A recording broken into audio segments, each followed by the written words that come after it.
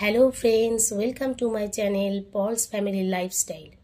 আজকে আবার আপনাদের সামনে আমি আরও একটা নতুন রেসিপি নিয়ে চলে এসেছি। সেটা হলো দেশি ট্যাংরা মাছ দিয়ে পেঁয়াজকলি নয়, পেঁয়াজ পাতা দিয়ে একটা নতুন রেসিপি আপনাদেরকে করে দেখাবো।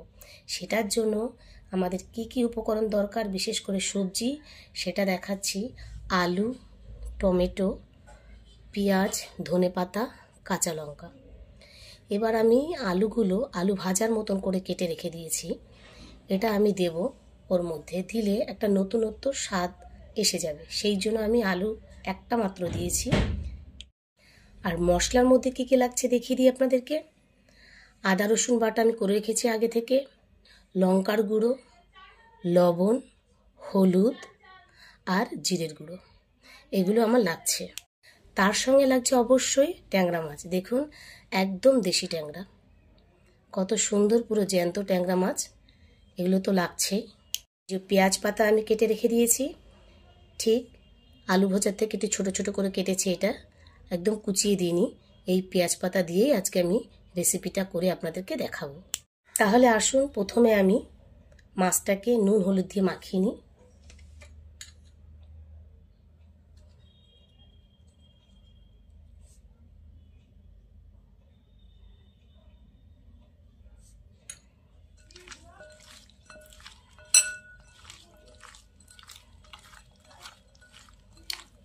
ব্যাস, আমার মাছ মাখানো হয়ে গেল নুন হলুদ দিয়ে।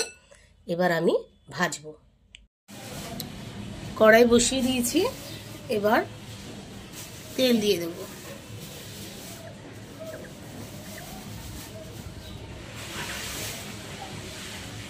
তেলটা গরম হতে থাকুক।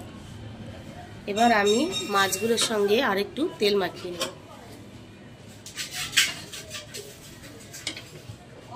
মাছে যদি তেল মাখিয়ে আমি ভাজি তাহলে ফাটবে না, কারণ হচ্ছে গিয়ে ট্যাংরা মাছটা একটু ভাজার সময় ফাটে, তাই জন্য আমি তেলটা মাখিয়ে নিলাম। তেল গরম হয়ে গেছে, এবার আমি একটা একটা করে মাছ ছেড়ে দেব।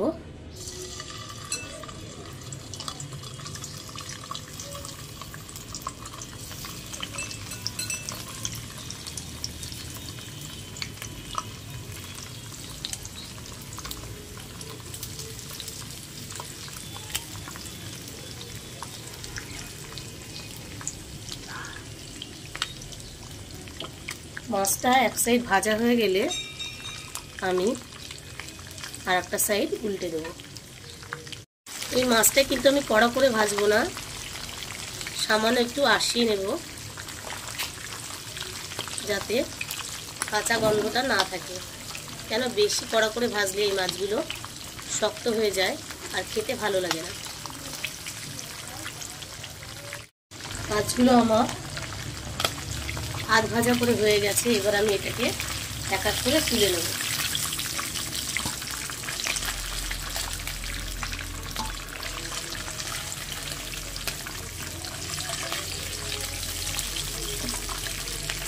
এরকম করে আমি প্রত্যেক কটা মাছই ভেজে নেব। মাছ আমার সব ভাজা হয়ে গেছে। এবার আমি এই মাছ ভাজার তেলের মধ্যে আলুগুলোকে একটু ভেজে নেব। খুব ভাজা ভাজা করব না, অল্প একটু ভেজে নেব।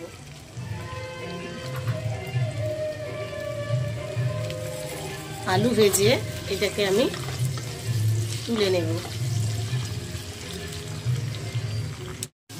আমার আলু ভাজাও হয়ে গেছে, আলুটা এবার তুলে নেব। কেন খুব একটা ভাজবো না আলু, আমি অল্প করে একটু, মানে জাস্ট কাঁচা গন্ধটা চলে যাবে, তার জন্য একটু মাছের মতনই ভেজে নিলাম। এই তেলের মধ্যে এবার আমি পেঁয়াজগুলো ভেজে নেব। প্রথমে আমি পেঁয়াজ দিয়ে নেব।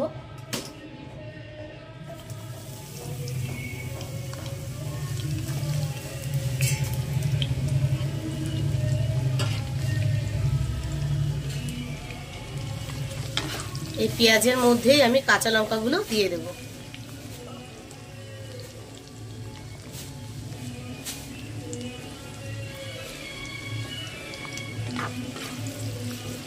পেঁয়াজটা আর কাঁচা লঙ্কাটা একটু ভাজা ভাজা করে নেব। দেখুন এবার পেঁয়াজগুলো পুরোপুরি ভাজা হয়ে গেছে। এবার এর মধ্যে আমি প্রথমে আদা আর রসুন বাটাটা দিয়ে দেব।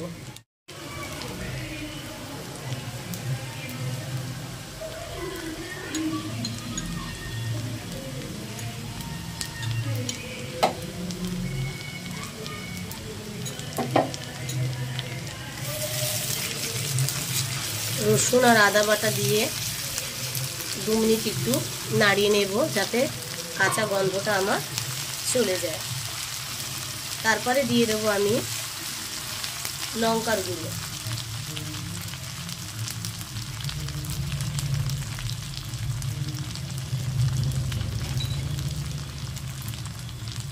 তারপরে দিয়ে দেব জিরের গুঁড়ো।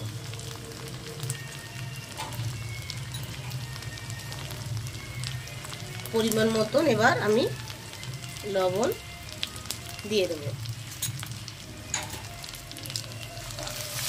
এবার এটা খানিকক্ষণ নাড়িয়ে মশলাটাকে আমি যে আলু ভেজে রেখেছিলাম সেই আলুগুলোকে এবার দিয়ে দেব।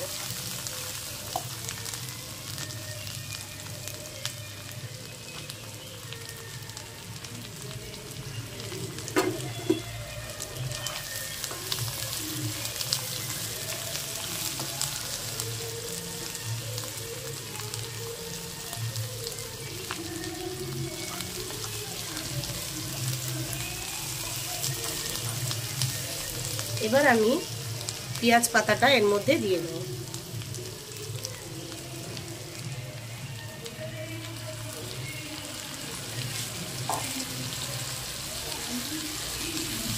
এবার এটাকে দিয়ে খানিকক্ষণ নাড়িয়ে চাড়িয়ে আমি ঢেকে দেব।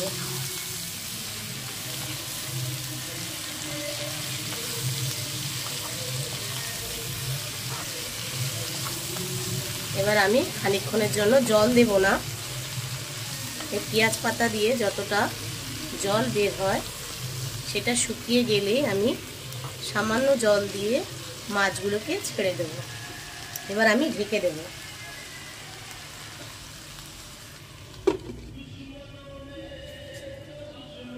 এবার ঢাকনাটা খুলে এবার আমি টমেটোগুলো দিয়ে দেব। কেননা টমেটো অত তাড়াতাড়ি দিয়ে দিলে জলটা বের হবে, এই জন্য এখন আমি টমেটোটা দিয়ে কিছুক্ষণের জন্য নাড়াবো।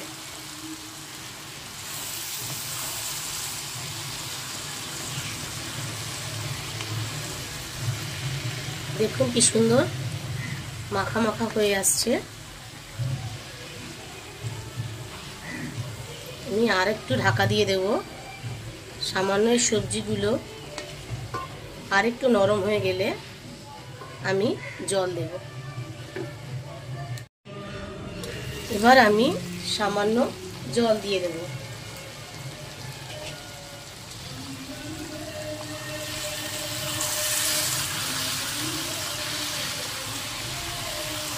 দেখুন গা মাখা হয়ে এসছে। আমি সামান্য আলুগুলোকে সেদ্ধ হওয়ার জন্য জল দিয়ে দেব।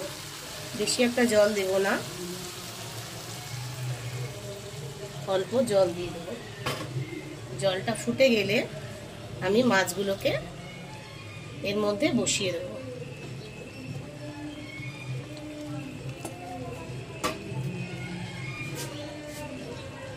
এবার ঢেকে দেব। দেখুন বন্ধুরা ঝোলটা পুরো ফুটে গেছে। এবার আমি মাছগুলো এক এক করে দিয়ে দেব।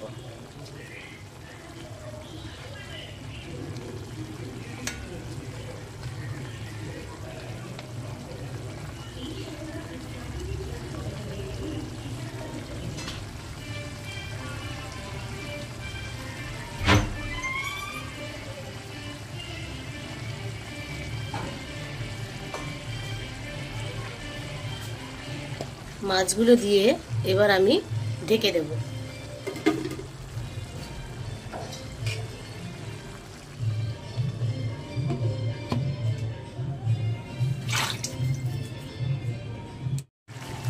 মাছ দিয়ে কিছুক্ষণ ফুটিয়ে নিয়ে এবার আমি উপর থেকে ধনেপাতাগুলো দিয়ে দেব। দেখুন, ধনেপাতাগুলো দিলে একটা সুন্দর স্মেল আসবে। রান্নাটা খুব একটা কঠিন নয়, সহজে। এই ট্যাংরা মাছ অনেকে অনেক রকম ভাবে খায়, কিন্তু আমরাও অনেক রকম ভাবে খাই। আজকে এরকম ভাবে করলাম বলে আপনাদের কাছে আমি শেয়ার করলাম। এবার যে ঝোলটুকু দেখতে পাচ্ছেন, এটা আমি হালকা টেনে গেলে আবার নামিয়ে নেব। দেখুন, পুরোপুরি আমার ঝোলটা শুকিয়ে এসছে। এবার আমি নামিয়ে নেব। দেখতে কতটা সুন্দর লাগছে, আপনারা বাড়িতে ট্রাই করবেন। এবার আমি এটাকে নামিয়ে নেব। দেখুন বন্ধুরা, পুরোপুরি আমার রেসিপিটা তৈরি, ট্যাংরা মাছ আর পেঁয়াজ পাতা দিয়ে। আশা করি আপনাদের খুবই ভালো লেগেছে। যদি আপনাদের ভালো লেগে থাকে তাহলে বাড়িতে অবশ্যই ট্রাই করবেন। আর এতক্ষণ আমার সঙ্গে থাকার জন্য আপনাদের অসংখ্য ধন্যবাদ। এই রেসিপিটা আপনারা যদি গরম ভাত দিয়ে খান তাহলে খুবই টেস্টি লাগবে, খুবই ভালো লাগবে। আর যদি এই রেসিপিটা আপনাদের ভালো লেগে থাকে তাহলে অবশ্যই লাইক দেবেন আর প্রচুর প্রচুর শেয়ার করবেন। আর আমার চ্যানেলটি ভালো লেগে থাকলে অবশ্যই সাবস্ক্রাইব করবেন। আজকের রেসিপিটি এই পর্যন্ত। দেখা হবে আবার একটি নতুন কোনো রেসিপির সঙ্গে। তাহলে টাটা।